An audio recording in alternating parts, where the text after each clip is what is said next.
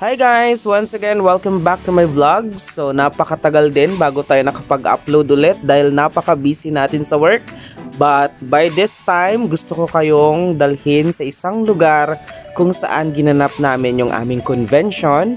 At dito lang yan sa Cebu City. So itutur ko kayo guys kung ano nga bang itsura ng Cebu sa mga taong hindi pa po nakapunta, sa mga subscribers na hindi pa nakapunta dito sa lugar na ito. So ang pinaka gusto kong malaman dito is maganda ba talaga ang Cebu? So ngayon malalaman nyo by this vlog dahil meron itong part 1 up to part 4. Ayan. Okay, so this time mag-breakfast muna kami guys. So bali nag-order kami ng breakfast meal dito sa Jollibee. And after namin dito, syempre didiretso na tayo ng Naiya. Ayan guys. So tara guys, samahan nyo ako sa vlog na to and sana mag-enjoy kayo. Okay? So ngayon, nandito na kami guys. So umabot kami sa aming tamang oras. So nakarating kami ng Naiya ng around 8. So yung aming flight is 12:25 pa. So tamang-tama lang yung oras. So by this time, wag nating kalimutang i-present yung ating online transaction ng ating flight. And then after that, papapasukin na tayo. And dito naman, kailangan na nating mag-boarding dahil kailangan nating makuha yung ticket natin. So kailangan lang ng yung online transaction natin at isang valid ID. Okay? And also, wag nating kalimutan yung ating hand carry kung ilang kilograms. Sa amin kasi ang per person is 7 kilograms. So pagka sumobra ka, ayan, dyan tayo malalagot dahil kailangan mo nang i-check in yung luggage mo at mag-additional ka ng 1,000 plus. So this time okay na yung aming mga luggage. So naghihintay na lang kami ng aming flight. So dito pwede kang umihi, pwede kang kumain habang hindi mo pa flight. Ayan. So 12:25 yung aming flight papuntang Cebu. And then dito nagche-check na sila ng mga ticket at dito entrance na guys. So papunta na kami sa loob ng eroplano at ganyan na ganyan po ang itsura pagka papasok tayo sa eroplano. So parang may tunnel, dyan ka dadaan. And then of course, hindi ka kailangang magmadali dahil may mga taong nauna sa'yo at naghahanap pa sila ng kanilang seat number. So sa akin, malapit ako sa window. So thank God. Kahit hindi tayo sa window seat, basta medyo malapit lang, masaya na ako. Ayan guys. So ganyan po. Kailangan ng disiplina. Ayan, papasok na tayo. And then dyan yung mga flight attendant. Ginigreet ka ng good morning. Ayan. So wag nating kalimutang hanapin ng naaayon yung ating seat number dahil bawal po ang swapping ng seat number. So kung sa gitna ka, so by 3 kasi yan, so tatlo-tatluhan. So bali kung sa gitna ka, ayan, so kailangan dun ka, hindi ka pwedeng magpalit. Ayan. So dahil merong rules and regulations dyan. So dito ayan, kailangan na nating makinig sa ating nagde-demo dahil in case of emergency kailangan ganito ang gawin, ganyan. So tinitignan ko pa to. Ayan, so yan ang kanilang table. Ayan, so pinakita ko lang guys. So dito, ayan, lilipad na tayo. So ganito ang pakiramdam. Explain ko pagka talagang pataas na yung eroplano, nakakatakot guys. Medyo nakakatakot. Pero pagka nasa taas na siya at stable na, okay naman na yan. So ganyan po ang view pag nasa taas na ng eroplano guys. Ayan. So may enjoy ko talaga to dahil buti na lang yung tabi ko ay co-teacher ko lang din. So nakiki-video ako. Of course, malapit siya sa window. So makisuyo tayo, diba? So ganyan na ganyan guys yung makikita natin. So sa mga hindi pa po nakasakay ng eroplano, at least ngayon may idea na kayo. Ayan. So ang ganda-ganda guys. And then of course talagang mai-enjoy mo. Ang problema lang minsan pagka masyadong mataas ng eroplano, para kang nabibingi. So I advise na magdala tayo ng headset. Ayan. So para hindi tayo mabingi. Ayan. Oh, 'di ba? So bali magla-landing na kami guys. Ayan. At ito yung isa sa mga nakakatakot din na part pag maglalanding na yung eroplano. Parang mahuhulog yung yung puso mo, ganun. So ganun yung feeling, guys. So sa mga hindi pa po naka-experience na sumakay ng eroplano, at least ngayon nafe-feel nyo na via this vlog. Ayan, guys. So yan yung ating paglanding. Ayan. So thank God at nakarating tayo dito sa Mactan Cebu International Airport. So bali, ayan guys, nandito na tayo sa Cebu. So dito na mag-start talaga yung ating part 1 ng Cebu trip. Ayan, so thank God. Ayan, papalabas na kami. So ayan po.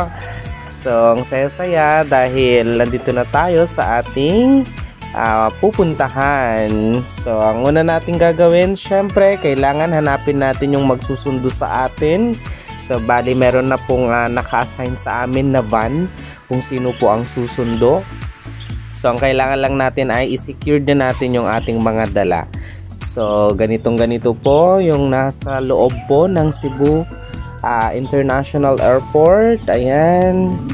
So bali meron kaming kasama na nakapag-check-in ng kanyang luggage. So inintay namin siya. Ayan, may pa-welcome pa, 'di ba?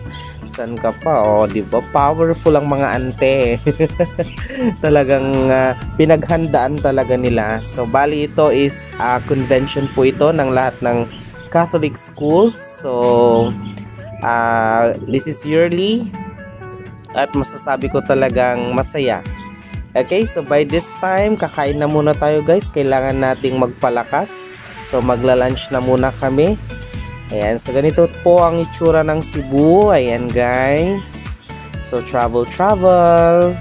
And then here, nandito na tayo sa Rico's Lechon. Ayan, so dito tayo kakain.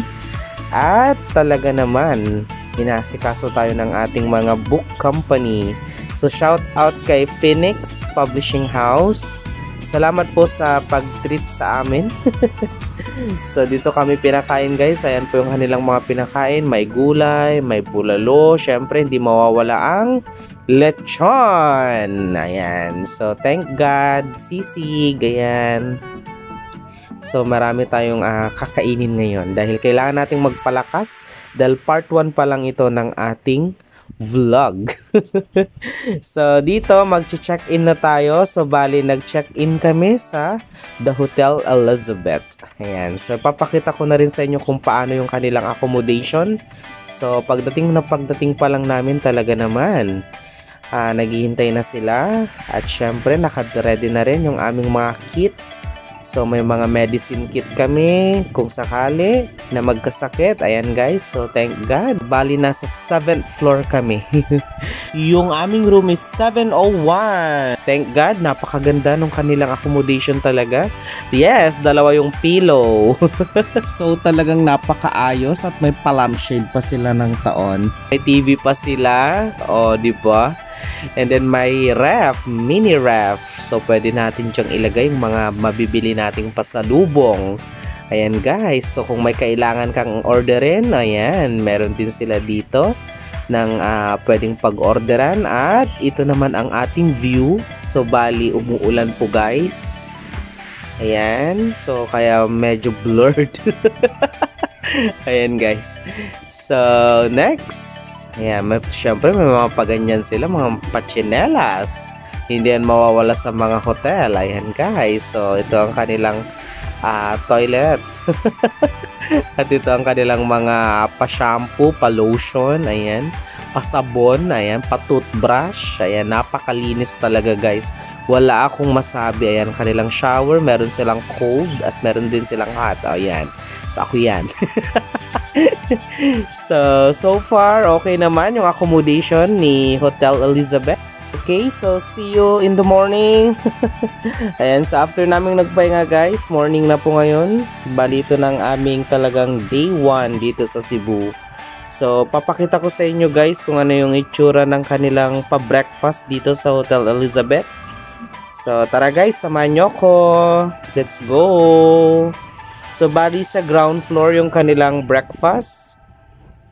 Of course, hindi mawawala ang rice, ang egg, ayan, gulay, and palabok, And meron din sila ditong fish. Ayan guys. At meron silang chicken and then longganisa. At para naman sa daing, napakarami nilang iba't ibang klaseng sausawan. Ayan guys. At dito naman, sotanghon. Gagawa ka ng sarili mong version. At may arroz caldo din dun sa kabila. Ayan guys. So, masarap na masarap. Ito naman ang bread area nila. Fruits. And then yung dessert. Ayan. Okay. So, bahala ka na kung anong gusto mo. May juice din. May kape. Syempre, hindi mawawala yan. Ayan guys. At may milk din pala. And ito ang aming mga pinagkukuha. So, bali nagkape lang ako. Gumawa ako ng sotanghon ko. Kumuha ko ng fruits, ng dessert. So, after naming mag-breakfast guys, pupunta na kami sa aming convention center which is sa Waterfront Cebu City Hotel and Casino. So, see you there guys! Okay, so tara guys, samahan nyo kami sa aming travel papuntang Waterfront Cebu City Hotel and Casino kung saan gaganapin yung aming convention this year sa Cebu. Okay, tara! Travel muna tayo guys. So bali, hindi masyadong matraffic sa Cebu unlike sa Manila and marami din pong building. Pero mas magaganda po yung building sa Manila. Ayan guys. So, nandito na tayo, touchdown, nandito na tayo, ayan. So, kayo na pong mag-judge kung maganda po dito sa pinagganapan ng aming convention this year. Okay? So, may pa-set up na ganyan, diba? Ang social. So, pwede kang mag-order dyan ng gusto mong drinks. So, bahala ka na, may alak, may wine, may juice. So, bali may pagpipilian ka naman, ayan guys, okay? So, sana nag-enjoy kayo sa ating part 1 upload ng ating Cebu trip. So, abangan nyo pa yung ibang mga parts. So, bali hanggang part 4 po ito, kagaya nga ng sinabi ko. So, syempre, hindi mawawala ang picturean. Syempre, nagpa-picture ako dyan. Ayan. Dahil first time ko pala dito sa Cebu. Ayan, sa mga first timer na kagaya ko, maganda rin ang Cebu. Yun lang ay mainit po. Okay, so bye-bye. See you next upload. Thank you so much for watching. Enjoy!